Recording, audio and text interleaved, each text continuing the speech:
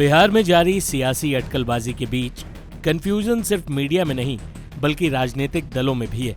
लालू यादव और नीतीश कुमार एक दूसरे को और एक दूसरे की राजनीति को कई दशक से जानते हैं। नीतीश के बीजेपी के साथ जाने की अटकलों के बीच लालू ने सांसद मनोज झा को आगे किया और नीतीश से सूर्यास्त तक संशय की स्थिति दूर करने को कहा। जवाब नीतीश की तरफ से भी आया और उनके प्रवक्ता नीरज कुमार ने आरजेडी पर ही तंज कसते हुए जवाब दिया। सूर्यास्त का जिक्र नीरज कुमार ने भी किया।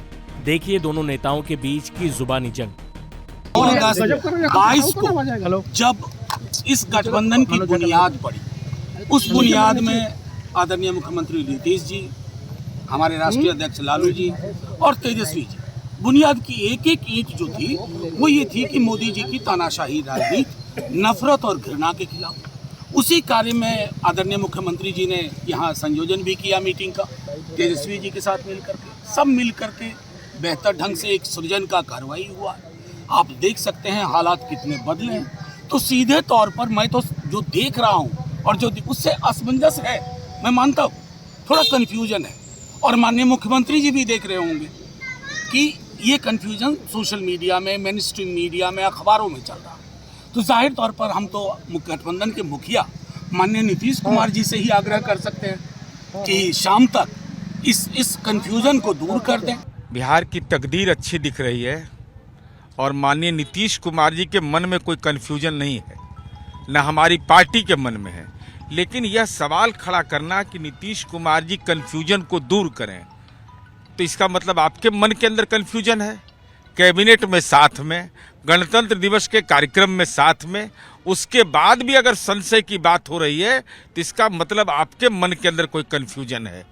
इसका मतलब माननीय नीतीश कुमार जी की कार्यशैली से कोई मतभेद नहीं है, लेकिन मन के अंदर भाव कहीं ना कहीं द्वेष का है।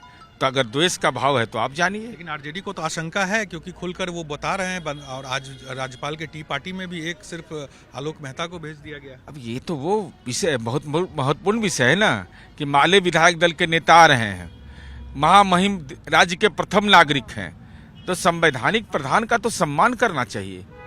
ये हर व्यक्ति को सम्मान करना चाहिए। वो एक व्यक्ति नहीं है, वो महामहिम का पद है। अब वहाँ के टी पार्टी में परंपरागत रूप से जो होता है सारे दल के लोग जाते हैं, अब इसमें नहीं जा रहे हैं। इसका क्या कारण है? चाय अच्छी नहीं लग रही है, वहाँ का जो भी साथ अच्छा नहीं लग रहा है। अब वो जाने ना, इसका विषय तो हम नहीं कह सकते, लेकिन सूर्यास्त तो हो गया और हम स्पष्टीकरण दे दिए कि मेरे मन में कोई कंफ्यूजन नहीं है।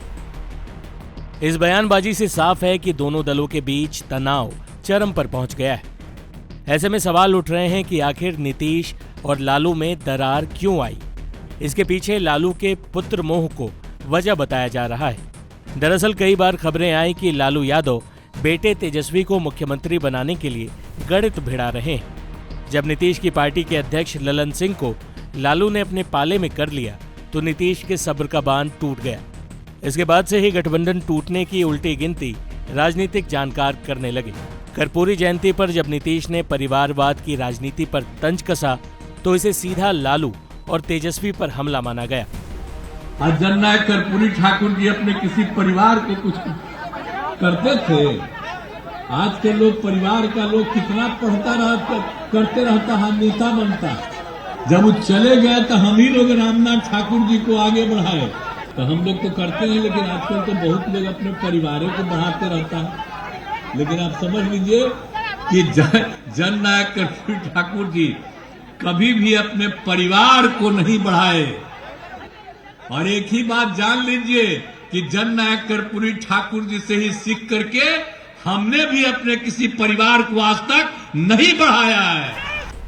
लालू और नीतीश की पार्टियां फिलहाल तो औपचारिक तौर पर साथ हैं, लेकिन कब तक ये कहा नहीं जा सकता। टाइम्स नाउ नव भारत डिजिटल की रिपोर्ट।